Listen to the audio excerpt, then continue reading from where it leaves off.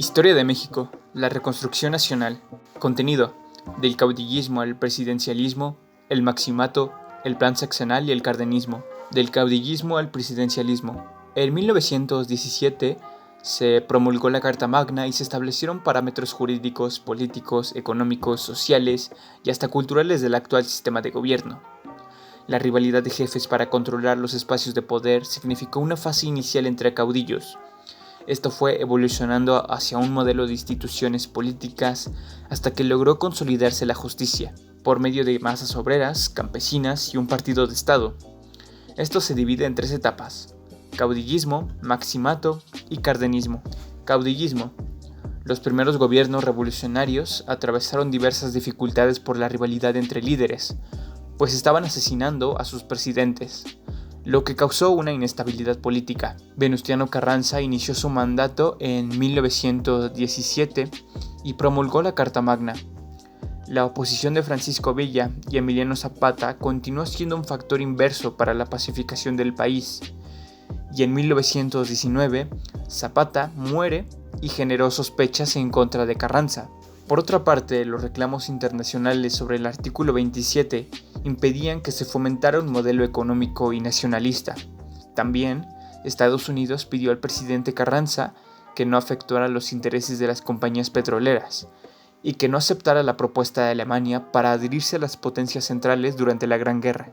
Pero las dificultades de Carranza apenas comenzaban en 1920, pues sus antiguos aliados disputaban la sucesión presidencial y le arrebataron el poder por medio del Plan de Agua Prieta. Así, la presión caudillista de Álvaro Obregón provocó la caída y asesinato de Carranza el 21 de mayo de 1920. Adolfo Huerta tuvo un breve mandato provisional y Álvaro Obregón asume la presidencia a finales de 1920.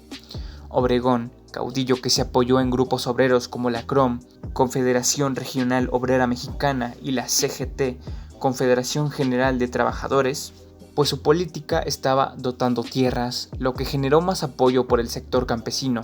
El régimen obregonista estableció la Secretaría de Educación Pública, la SEP, y fomentó el muralismo como expresión artística y cultural del discurso revolucionario. Obregón terminó su mandato y le turna el poder ejecutivo al general Plutarco Elías Calles, quien gobernó entre 1924 y 1928.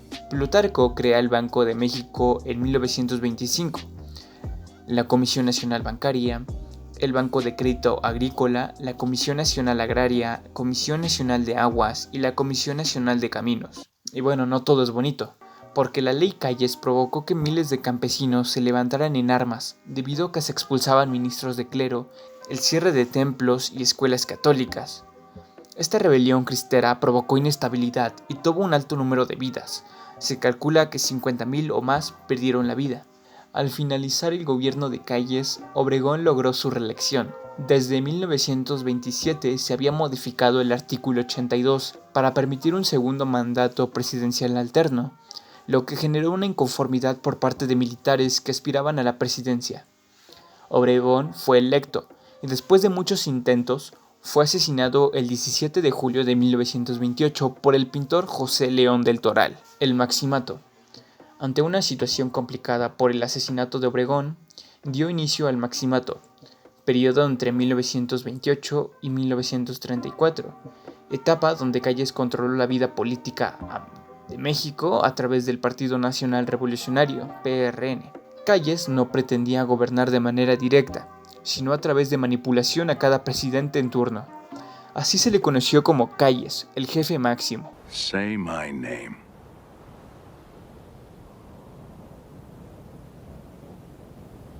Calles, el jefe máximo. Los presidentes que fueron manipulados por el efecto Calles son Emilio Portes Gil, Pascual Ortiz Rubio y Abelardo Rodríguez. Gobierno de Emilio Portes Gil. Decretó la autonomía de la UNAM, la cual se definió como la máxima casa de estudios. También logró negociar la paz entre su gobierno y el Arzobispado de México y así poner fin a la guerra cristera.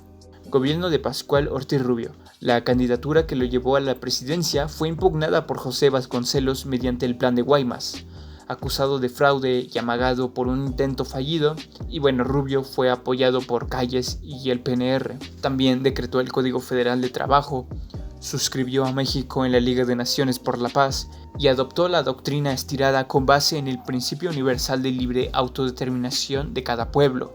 Gobierno de Abelardo Rodríguez. Su mandato se distinguió por el proyecto de educación sexual a nivel primaria y para la reforma del artículo 3.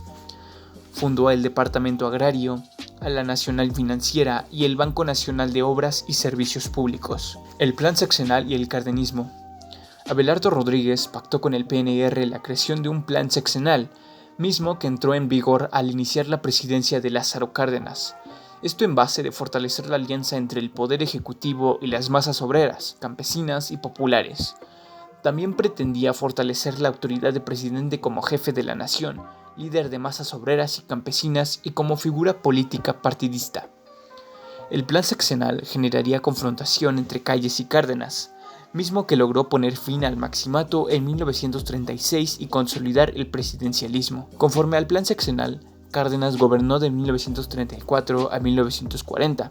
Y bueno, lo que destaca es el corporativismo, que fue uno de los aspectos más relevantes y se caracterizó por el impulso radical de criterios en beneficio social, obrerista y agrarista.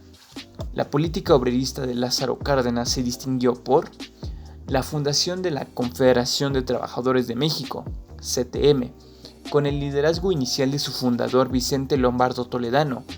Y bueno, la CTM agremió a múltiples sindicatos, lo que permitió más trabajadores de diferentes áreas, y la recuperación del salario se fortaleció y por ende el mercado interno. El corporativismo se distinguió en el régimen cardenista, pues generó dotación de tierras y la creación del ejido colectivo. En 1938 se fundó la Confederación Nacional Campesina, donde se exigió el apoyo del Estado a favor del reparto agrario, y a cambio de unas 18 millones de hectáreas que Cárdenas repartió en forma de ejidos a lo largo de su mandato en diversas partes del país. En 1937 se fundó el Instituto Politécnico Nacional, y también dio origen al Instituto Nacional de Antropología e Historia, el INAH. Cárdenas consolidó su mandato mediante dos importantes decretos de expropiación.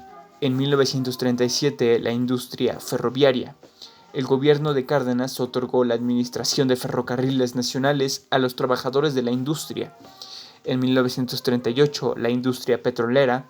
El 7 de junio de ese año, por decreto oficial de Cárdenas, se fundó Petróleos Mexicanos, Pemex. De esa manera se garantizó la independencia económica de México.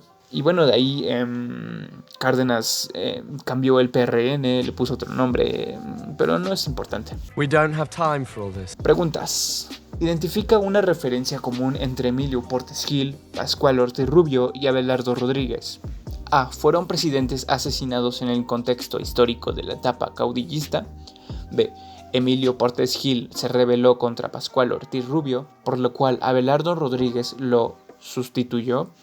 C. Cada uno de ellos asumió la presidencia bajo la influencia tácita del general Plutarco Elías Calles. D. Con dichos mandatarios se inició la era del civilismo después de implementarse el plan sexenal.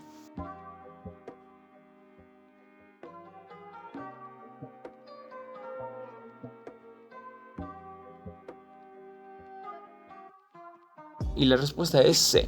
Cada uno de ellos asumió la presidencia bajo la influencia del general Plutarco Elías Calles. Presidente que creó el ejido colectivo. A. Álvaro Obregón. B. Adolfo López Mateos. C. Manuel Ávila Camacho. D. Lázaro Cárdenas.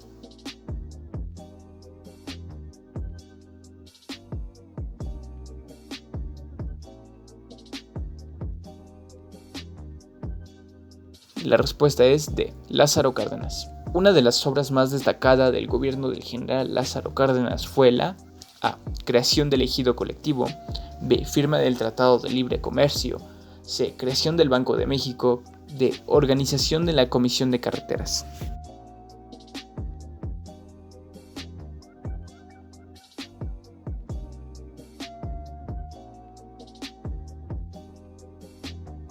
Y la respuesta es A. Creación del ejido colectivo.